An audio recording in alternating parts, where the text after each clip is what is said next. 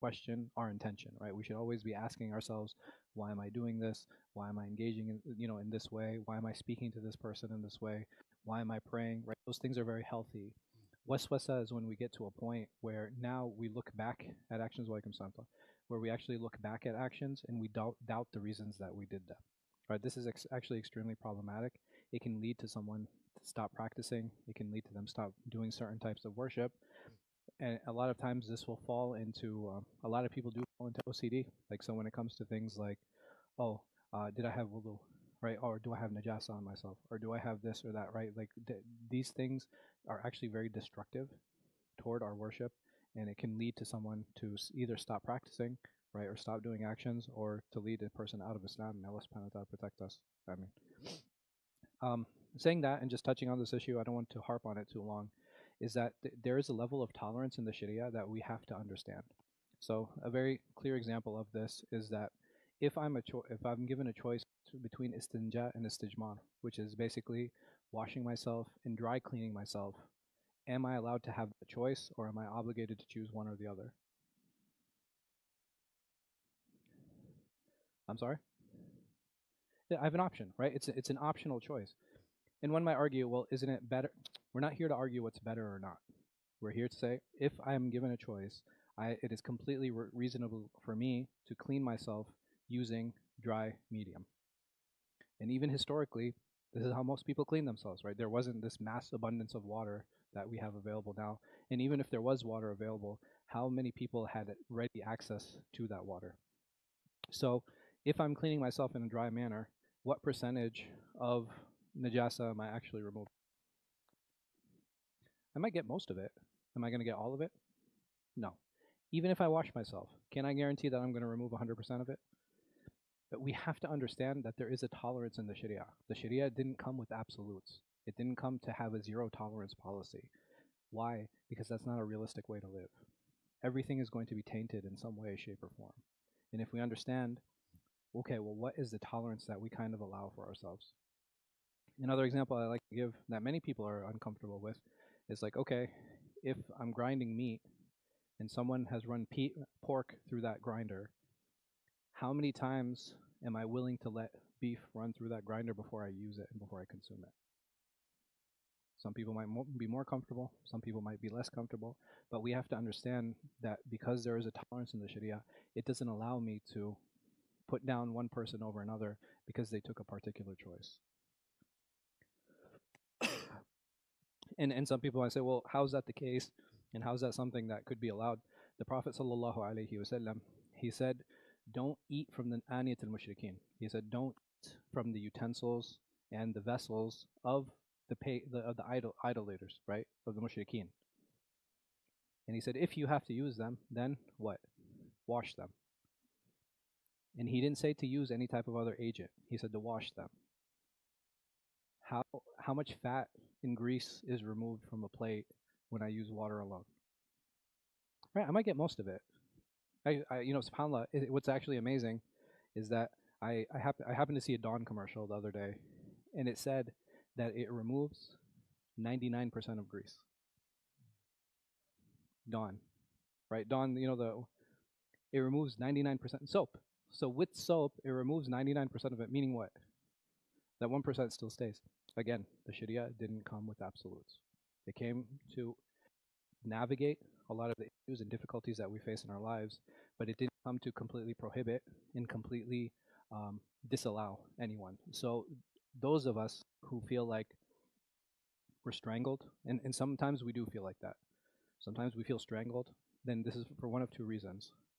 One reason could be ignorance, right? I just don't know, and I think something is haram when it's actually not, or I'm misunderstanding the Sharia. But both of those faults, they come back to me. Is the Sharia meant to be restrictive? Absolutely, right? There's no doubt about that. If someone has a nice car, I can't just walk up to it and take it. If someone has a nice house, I can't just move into it unless I'm in San Francisco. But like, I can't. Right, there are certain there are certain rules in place in Islam that restrict us from doing things and disallow us from doing those things. And many times we can argue, okay, well, it's for my maslahah, right? It's in my benefit. But there are certain things that we might not understand. Well, why can't when men wear gold? Right? It's not clear for the reasoning behind that. Why can we as Muslims not eat pork? Sometimes we don't know the reasoning behind things. Why do I have to pray 4 rak'ah for Dhuhr and pray 3 for Maghrib?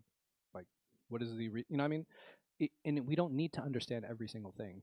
But we do need to understand is that the moment we trust Allah subhanahu wa ta'ala to give us divine guidance, that we trust it completely. Right? That's part of being Muslim. That's part of Islam. Islam is submitting to Allah subhanahu wa ta'ala's will and understanding that the reasoning, I don't need to understand every single reason. Because the thing that actually brought me to Islam was a lot of my reasoning, right? So a lot of times, why am I convinced Islam is the right reasoning? Right? It's aqli, right? It's very logical. Okay, well, it's not possible that there's multiple gods. That doesn't make sense. It's not possible that there's no God. Okay, well, he's given us all of these means to survive in this world. There's clearly an order behind creation. There's clearly structure here, right? So there has to be intelligence behind that. Okay, if he's given us all these means, he's given us spiritual means. What is the spiritual mean? Okay, I look to the Quran. I'm like, this makes the most sense. This is, sorry, go ahead. Hmm. I mean, absolutely. So not just that. It's like when I'm arguing with someone who doesn't believe, or I'm trying to convince them about Islam. Am I going to convince them because, like the Prophet ﷺ, he said, the moment I say that, he's going to be like, "Who's that?" And I don't believe in prophets. But if we have a shared, like, what is a shared experience? Like, okay, well, what about the universe? What do you have to say about that? The chances of a universe exploding and creating this perfect sphere in this perfect space from this perfect distance, right, with this perfect setup, what are the chances of something like that actually happening? And even within that, Allah subhanahu wa ta'ala, he uses the sun, he uses the moon, he uses the sky. He's like, have you ever seen a canopy? Right? This is one of the descriptions that Allah Azza wa Jal uses. Have you ever seen a canopy that doesn't have any supports? Allah is describing his creation, right? Very much so. And this bringing a person to the logical point and understanding, no, Islam is the correct religion, Islam is right. Anything that happens after that point, does it matter?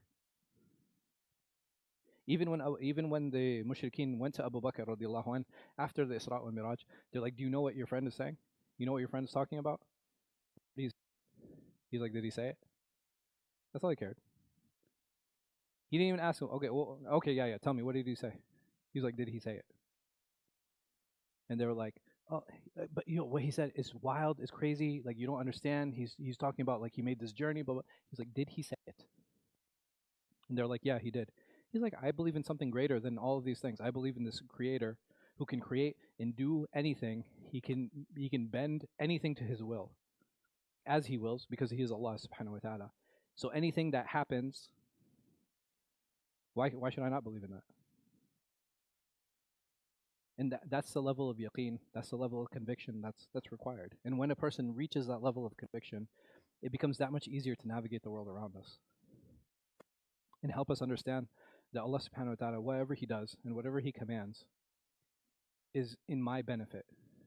It's so that I may improve, so that I can become a better Muslim, I can become a better father, I can become a better member of society. So he talks about there are levels of resistance against the shaitan. How do I fight the shaitan? Right? It's something that's constant. It's something that many times can be difficult. And the shaitan, he uses different tricks. He uses different methods to take advantage of us. So the first, he says that the first way of dealing, or the first level, is engaging with the shaitan. So if I have any of these doubts, the shaitan says such and such, what do? I respond. Right? He says that this is level 1. Level 2 is refuting without directly engaging. So this is more a conversation of convincing myself than responding to the shaitan. The third, neither engage nor refute. I just keep going. I just keep working. And the last one, increase their resolve by spiting the shaitan. And what is an example of that? A'udhu billahi minash shaitanir rajim. Very simple example. That the way I engage with shaitan is by what? By seeking refuge in Allah subhanahu wa ta'ala. I don't even address the things that he's saying. And I don't even address the things that he's speaking about or talking about. We'll talk a little bit more about this, and I will talk about a few case studies or a few individuals that I've had to deal with, and how do we deal with waswasa, right? There are some people who have very light waswasa every once in a while. There are people who have very high levels of waswasa, right? And they need constant engagement, and they need constant ways to deal with it. But let's talk about here on how Imam Ghazāli discusses on dealing this with on a personal level. Tafadhal.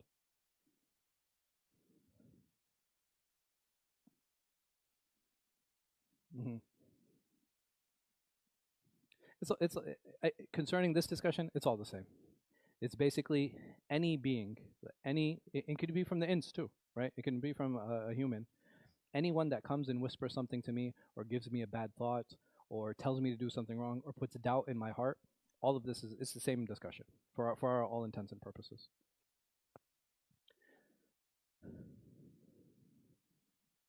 No, that's that's a different. So those are the methods of shaitan and how he attacks our heart.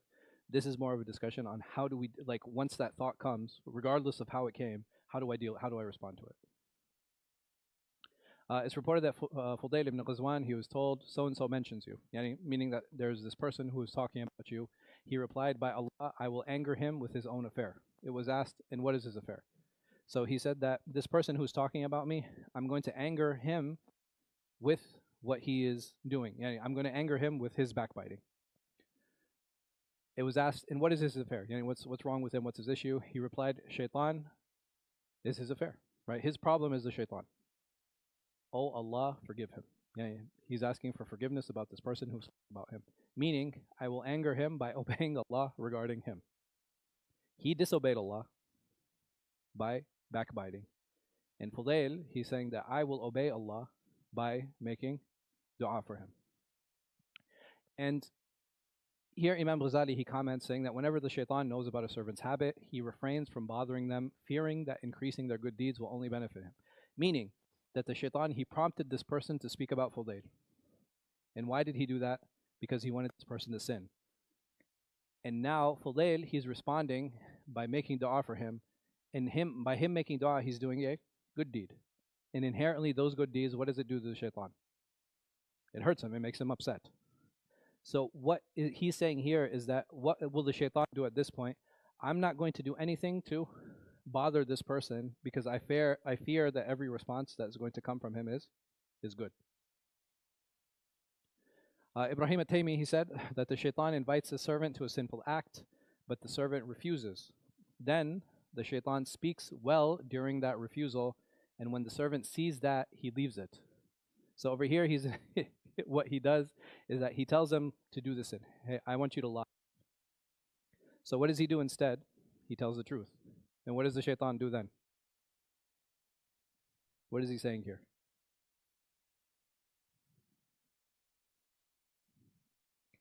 He lies. Shaitan's like, I want you to lie. So he's like, I'm not going to listen to you, and he tells the truth. Then what does the shaitan do? How does the shaitan try to attack him next? He praises him for telling the truth. Why? Excellent, right? He wants him to fall into riyā, he wants to fall into kibr, like pride, he wants to fall into arrogance. And then when the servant sees that, what does he do? He removes himself from the situation altogether because he recognized both traps.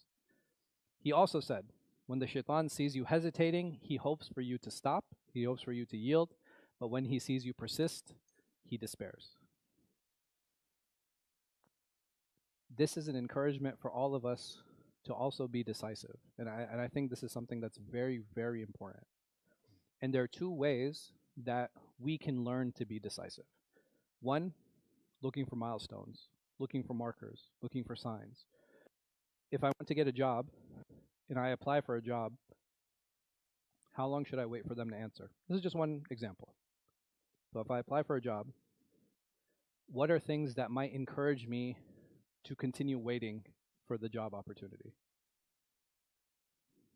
Right? If I get an acknowledgement, if I get a follow-up interview, maybe an email, maybe a check-in, right? These are all different ways. And if I keep seeing those signs, then what should I do? Should I wait, or should I start applying for other positions? I should continue waiting, especially if I want that job. Another method is timelines. So if I determine how important that job is for me, what I can do is like, depending on its importance, how long will the timeline get? So if the job is unimportant, how long will the timeline be? Shorter, right? Maybe like a week, maybe a few days. If this job is really important to me, how long am I willing to wait? Maybe like a month, maybe even 3 months, right? Depending on what the job is. And apply this to every single decision that we make in our lives. Tayyib, if I made a 1 month decision, in 1 month, in 1 day, I get the offer, should I take it? I've already taken a position somewhere else. I can rescind that and take the job that I had initially applied for. That's an option. Or I don't. What should I do? I don't. Why? Ahsanti. Excellent. It's because I need to be true to myself. Jazakallah khair. How are you doing?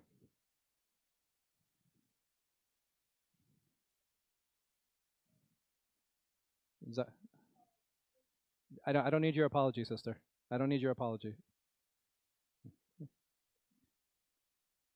If you are in a situation where you should be true to yourself, this is what the timelines are important for. Because once I make a promise to myself, the moment I break my promise, what happens?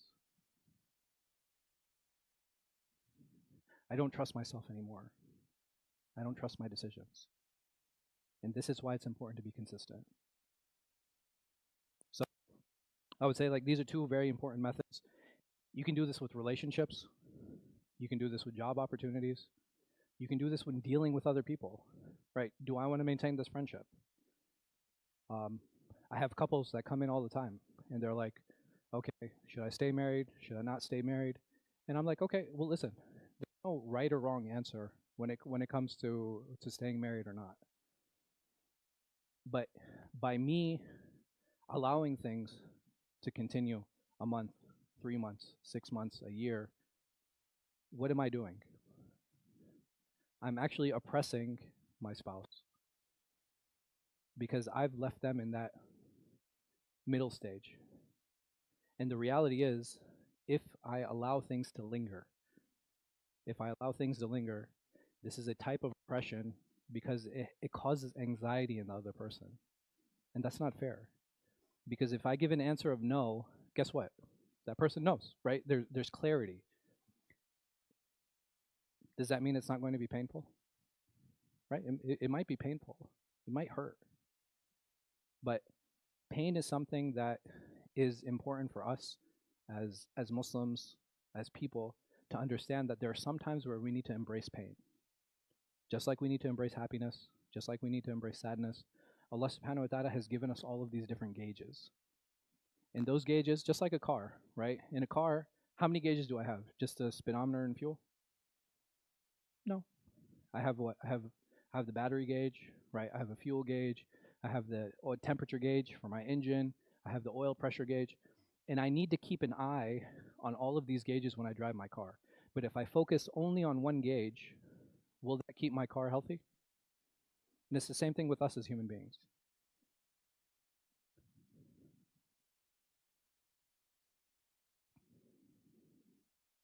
About the car? Where's Ali? Yeah.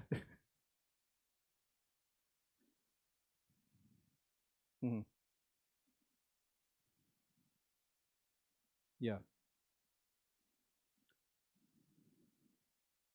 So it's possible, right? But here, is it possible that I act on my emotion and I have a good result? Yeah, absolutely. What if I consistently act on my emotions? No, will I get the same result every time? Right. I right. There's no consistency there. The other problem is like me acting on my emotions every single time. Yeah, I might get a 10%, 20% success rate, but is that a good success rate? Right. And it doesn't mean that there are not times where I will fail. Right. There will be times where I fail. There will be times where I have a shortcoming. So if I fail or if I have that shortcoming, it's fine. What do I need to do? I need to pivot at that point. and I need to readjust. That's what matters, right? That pivoting and that readjustment, because it helps me learn from that failure. We're all going to fail. We all have shortcomings, right? We all make mistakes. And the difference between somebody who's successful and somebody who's not is a successful person, what do? They learn from those mistakes. A lot of times, I see, or at least I feel, one of the problems of the current generation is the fear of pain. And pain can be in the form of discomfort too, right? Even if I'm going to stay away from this because it's not comfortable. And you know what's in the uncomfortable space? Uncomfortable conversations, which is something that is very much necessary in order to maintain relationships. If someone has hurt me, going up to them and be like, hey, listen, I didn't appreciate what you said. Is it a comfortable conversation? No, it's super uncomfortable. But how's the relationship going to be after that if it's like, no, man, what did I say? Well, you said this and this. No, man, that's not what I meant. I meant da-da-da-da-da. What's going to happen to that relationship now? Right, it's going to be strong, right? The trust is going to come back into the relationship. Or what is the other thing? It's like, you said such and such. It's like, yeah, because you are. For example, it's like, yo, I heard you called me a liar. Like, I didn't appreciate that. It's like, no, you are a liar. Well, I don't think I'm a liar. And he can be stubborn upon that. Now what happens to the relationship? Huh? Well, not stress. Like, cause it's done. You know what I mean? You break the relationship. But you know what happened in both cases? Clarity. Imagine if I never spoke to this person. What would happen? Passive aggressiveness, right? Overlooking each other, maybe not working together, right? And this is actually more problematic. Yeah. No, how does it come out? Passive aggressiveness, right? Like you start saying things like undertone, right? You start passing these comments. Even the Prophet ﷺ, there are individuals where he might not have been directly upset with. Like, for example, you guys know the story of Wahshi? Right? Wahshi radiallahu anh, he very famously killed who? Hamza radiallahu anh, who was the Prophet ﷺ's uncle. And not only was he his uncle, he was his most beloved uncle and one of his biggest supporters. And when Wahshi came forward with Islam, he said, I accept Islam. Ashhadu an la ilaha illallah wa ashhadu anna Muhammadan Rasulullah. The Prophet ﷺ, he called for him. And he said to him, tell me how you killed my uncle.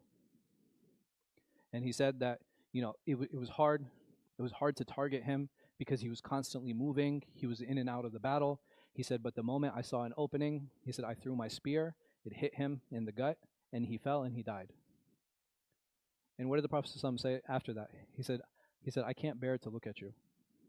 Because every time I see you, what do I see? I see my uncle. What happened to Wahshi? How did he feel? I mean, he felt upset. He was upset, and he had hoped from that point. He's like, man, I killed the best person in Islam. Now I want to kill the worst. And he had his eyes on Musaylima, right? The false prophet. That's who his eyes were on. He's like, I'm going to kill Musaylima. And why did he feel that, and why did he think that? It's like, I wanted to redeem myself in front of the Messenger of Allah sallallahu alaihi wasallam. Even though the Prophet said about what? That Islam yujubbu ma qabla. That Islam wipes away anything that precedes it. But this has to do with dealings. Did the Prophet ﷺ say that you're not saved? Did he say that you're not deserving of Islam? Did he say, I don't need your Islam? He didn't say any of those things. He wanted to find out exactly how his uncle died. He was expecting him to have died a brave death, and he did die a brave death. And that's what he ﷺ wanted to hear. But after he heard that, he's like, every time I see you, I have this pain. And why, the reason I'm mentioning this, it's important to have clarity in these relationships. It's important to have clarity when we deal with other people. There's a hadith, I think it was I was going to say Ibn Mulaika, but there's another hadith of where there was a man. He was riding with the Prophet ﷺ, and the Prophet ﷺ, how do you make your animal go faster? You have like a whip, right? You hit it, and it make your animal go faster. So the companion said, Ya Rasulullah, you hit, like when you were whipping the animal, you actually hit me. And the Prophet ﷺ said to him, he's like, okay, how would you like to take your revenge on me? He didn't say to him like, oh, bad, right? No, I'm sorry. And this is amazing, right? So this should be a lesson in humility for all of us. And that when somebody says that, hey, you did this to me and you wronged me, we respond to them by saying, how would you like me to apologize? Right? It's very different than saying I'm sorry. Because when we give them, put the ball in their court, they can ask for something ridiculous, right? They can say, well, I need you to kiss my feet. And be like, I'm not going to kiss your feet, right? You can have that conversation and you can negotiate, or there's nothing wrong with that. But he, sallallahu alaihi wasallam, he humbled himself. He said, how would you like to apologize? He says, Ya Rasulullah, I wasn't wearing my upper garment that day. I wasn't wearing my rida. So he sallallahu alaihi wasallam said, okay, no problem. And he took off his upper garment. He said, now what? He said, nothing. I just wanted to hug you.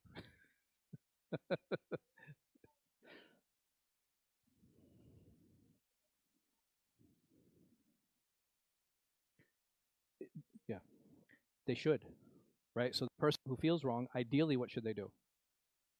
They should go to you.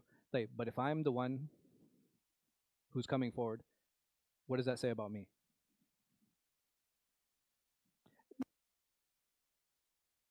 I'm the one. So if a person feels that they were wronged by me and they're not coming forward, but I feel, I'm like, yo, something's off. This person's not like how they used to be. And I go forward, what does that say about me? Sure. Even easier than lower than, huh? It shows humility, right? That's exactly what humility and humbleness is to be able to lower myself. How comfortable is it going forward to someone and be like, hey, listen, you're acting a little, did I do something wrong? Huh? Why? Because they fear pain, right? Remember I was talking about that thing? Ability. Like it's a huge thing. And subhanAllah, like, so we've been giving a series of talks at the Hawa Center in Fairfax. A lot of them revolve around relationships. And the two elements that the relationships really are foundational and fundamental around is humility and vulnerability. If I want a relationship to be successful, then I need to learn to be humble. I need to learn to apologize, when to apologize, how to apologize, and I need to learn to be vulnerable. I need to be able to put myself in situations where I'm not comfortable.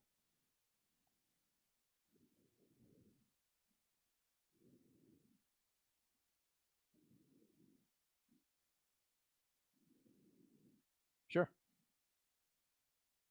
Sure. Everybody's gauge is different, right?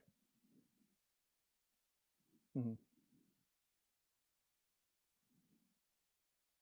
Mm-hmm.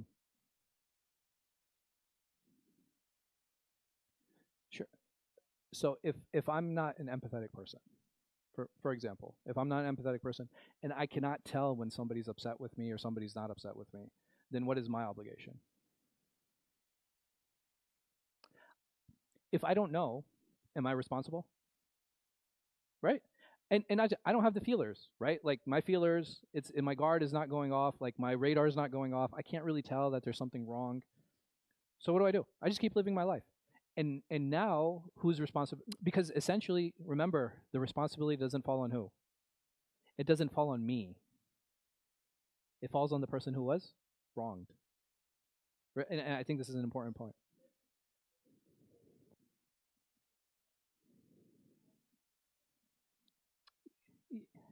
No. The moment I feel I was taken advantage of, or the moment I feel I was hurt, or the moment I feel somebody's being insulting, this is my obligation is to explore. That's my obligation. It's like, hey, you said this. What did you mean by that? Exactly. In the moment, it's like, no, I meant, I meant like you're a really cool guy, and I was like, oh, that's a weird way of saying that, right? It's like if someone says to me like, oh, you're stupid, it's like, nah, bro, like, well, I'm from Baltimore. This is how we talk, and this is like this. I was like, okay, I get it. Can you just not use that with me? I feel really awkward when you say that, right? And again, it's just defining those boundaries. But the moment I feel taken advantage of, I have an obligation to say something. And the reason I say this is Allah Subhanahu wa Taala, He sends the angels to the people who died, and they say, "Ma kan halukum." He's like, "What was your condition?" They say, "Kunna mustadafina fil ard." They said that we were weak and oppressed in the land. The angels will answer them. They say, "Alam takun ardullahi wasi'a." Is that what was Allah's land not wide enough for you to migrate in? This is very telling. This verse, it teaches us two things. Number one, oppression we know is wrong. right? Oppression is haram. I'm not allowed to oppress others. I'm not allowed to take advantage of others. And this verse tells me another thing. I'm not allowed to allow people to oppress me. If I'm in a situation I can remove myself, I'm obligated to remove myself from that situation. And if I choose to stay in it, this is choice, right? We're not talking about people who are actually in oppressed situations. But a person who chooses to stay oppressed and chooses to stay a victim, where does the blame fall? It falls on me. But I have to say something. Whether that person changes their behavior or not is irrelevant, right? My job is not to guide people. Allah subhanahu wa ta'ala says, He says to the Prophet sallallahu alaihi wasallam, "Innaka la tahdi man ahbabt." Like, you don't guide who you will. You don't guide who you love. Allah subhanahu wa ta'ala yahdi man yasha. Allah is the one who guides whoever He wills. So, but my job is to defend myself. My job is to advocate for myself. That's the least I have to do. Someone says to me like, "Hey, you're a jerk." It's like, I don't appreciate you saying that. And you can have a conversation at that point. But the moment I said I don't appreciate that, I've defended myself and I've stood up for myself. That's fine, right? Then you can explore. But is that the best way to present to me? By calling me a name? I might be, right?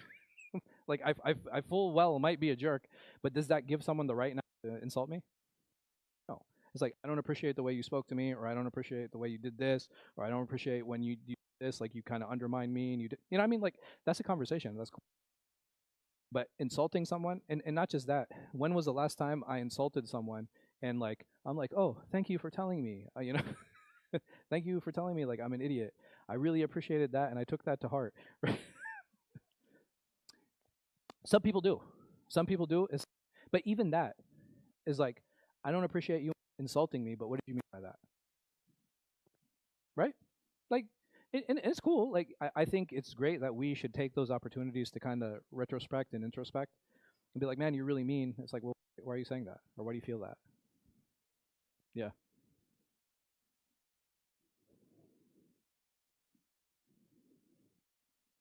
Yeah.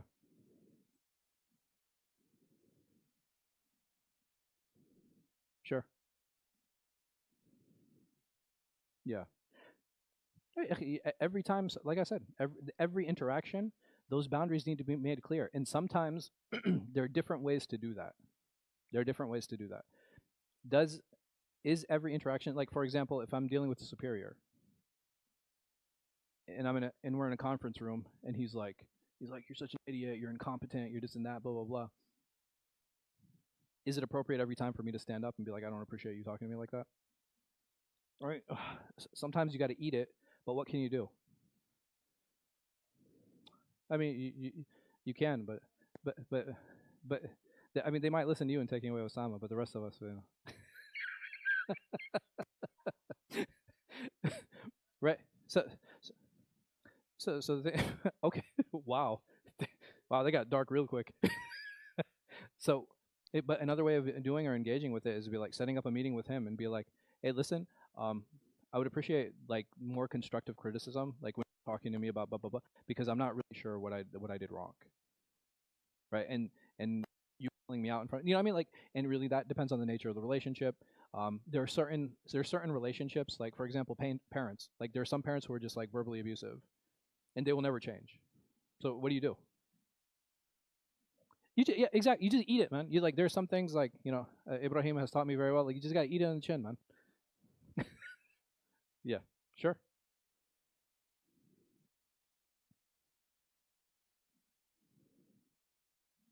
Wow, mashallah.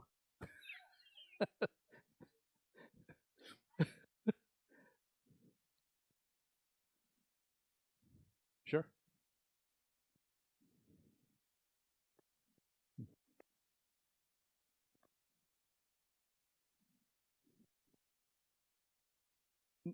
That's very different, right? That's very different. This doesn't mean that I can't respond, right? This is very important. Like if my parents are like verbally abusive, it'd be like, hey, listen, I don't appreciate when you talk to me like that. It's like, hey, listen, we've already had this conversation. Maybe end the conversation and call them back, right? There are different ways that you can manage and kind of deal with that. But there are situations sometimes we're just forced into the situation. Like, what do you do then, right? But I agree with you. It doesn't mean that you don't. We again that honor that idea of self-respect and honor that has to be preserved, and we have to stand up for ourselves. and it can be a teaching moment, are they willing to be taught? That's a different conversation, right? But khair, Allah gives tawfiq. Inshallah, I'll see all of you next week. Wallahu a'lam wa sallallahu ala khayri khalqin nabiyina Muhammad wa ala alihi wa sahbihi wa sallam. Jazakum khair. You just clap.